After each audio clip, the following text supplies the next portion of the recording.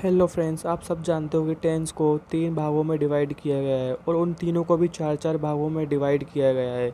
इसलिए टेंस को पहचानने में बहुत ही ज़्यादा दिक्कत होती है। तो चलो आज मैं आपको बताता हूँ कि टेंस की पहचान कैसे करें और हेल्पिंग वर्ड से कैसे पता करें कि ये कौन सा टेंस है। दोस्तों, हम सब जानते हैं कि टेंस को 3 भागों में डिवाइड किया गया है। पहला प्रेजेंट टेंस, दूसरा पास्ट टेंस और तीसरा फ्यूचर टेंस। अभी जो है उसे प्रेजेंट यानी वर्तमान, जो बीत गया उसे फास्ट यानी कि भूत, और जो आने वाला है उसे फ्यूचर कहते हैं यानी कि भविष्य। दोस्तों, प्रेजेंट टेंस, फास्ट टेंस और फ्यूचर टेंस को 4 भागों में डिवाइड किया गया है। पहला इंडेफिनेट, दूसरा कंटिन्यूस, तीसरा परफेक्ट, चौथा परफेक्ट कंटिन्यूस।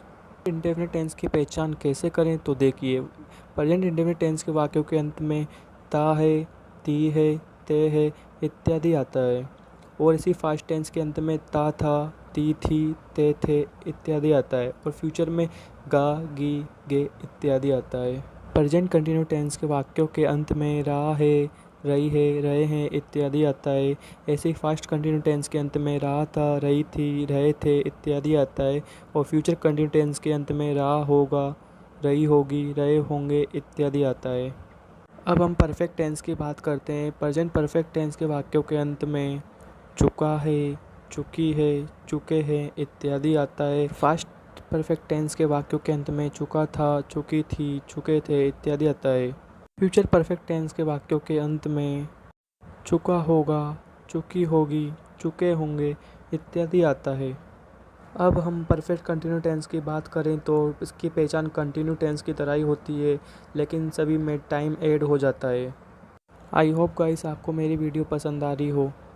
तो चलिए प्रेजेंट परफेक्ट कंटिन्यू टेंस की पहचान देखते हैं। इसके वाक्यों के अंत में रहा है, रही है, रहे हैं प्लस टाइम दिया होता है और फास्ट परफेक्ट कंटिन्यू टेंस के वाक्यों के अंत में रहा था, रही थी, रहे थे प्लस टाइम दिया होता है। फ्यूचर परफेक्ट कंटिन्यू टेंस के वाक्यों के अंत में रहा होगा, रही होगी, रहे होंगे प्लस टाइम दिया हुआ होता है। दोस्तों, ये तो थी वाक्यों की हिंदी पहचान। अब मैं आपको बताऊंगा कि इंग्लिश में किसी भी सेंटेंस को कैसे पहचानें और पता करें कि कौन सा टेंस है। चलिए देखते हैं। प्रेजेंट इंडेफिनिट टेंस की पहचान के लिए इसके सेंटेंस की वर्ब में एस या ई एस लगा हुआ मिलेगा। यदि वाक्य इंट्रोगेटिव या नेगेटिव हुआ तो आप इसके सेंटेंस में डू डज आया हुआ तो आप समझ जाना कि ये प्रेजेंट इंडेफिनिट टेंस है और इसमें वर्ब की फर्स्ट फॉर्म का प्रयोग किया जाता है। इसे फास्ट इंडेफिनिट को पहचानना हो तो आपको उसके सेंटेंस में सेकंड फॉर्म मिल जाएगी। अगर आपको सेकंड फॉर्म मिल जाती है तो आप समझ जाना कि ये फास्ट इंडेफिनिट टेंस है।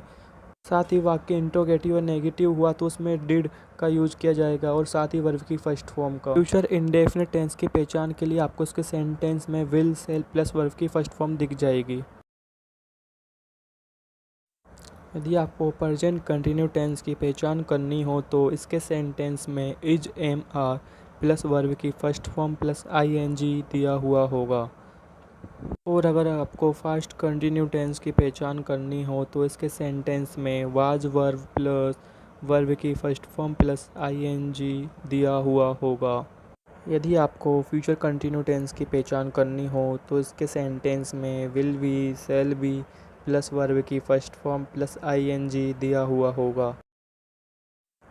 यदि आपको प्रेजेंट परफेक्ट टेंस की पहचान करनी हो तो इसके सेंटेंस में हैज, हैव प्लस वर्ब की थर्ड फॉर्म मिलेगी। यदि आपको फास्ट परफेक्ट टेंस की पहचान करनी हो तो इसके सेंटेंस में हैड प्लस वर्ब की थर्ड फॉर्म मिलेगी।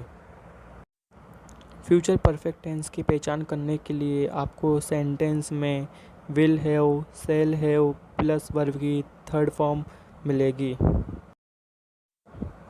तो दोस्तों, अब बात करते हैं परफेक्ट कंटिन्यूस की। मैंने आपको पहले ही बताया था कि इसकी पहचान कंटिन्यूस की तरह होती है, लेकिन इसमें टाइम ऐड किया हुआ होता है। तो चलो देखते हैं प्रेजेंट परफेक्ट कंटिन्यूस की पहचान। इसके सेंटेंस में आपको has, have plus been plus verb की first form plus I N G दिया हुआ होगा। बात करते हैं फास्ट परफेक्ट कंटिन्यूस की, तो इसके सेंटेंस में हैड बीन प्लस वर्ब की first form plus I N G दिया हुआ होगा। और फ्यूचर परफेक्ट कंटिन्यू टेंस को पहचानना हो तो इसके सेंटेंस में will have, shall have plus been plus verb की फर्स्ट फॉर्म प्लस आईएनजी दिया हुआ होगा। फ्रेंड्स, मैं आपको एक बात और बताता हूँ। प्रेजेंट इंडेफिनिट टेंस में वर्ब की फर्स्ट फॉर्म का यूज किया जाता है और फास्ट इंडेफिनिट टेंस में वर्ब की सेकंड फॉर्म।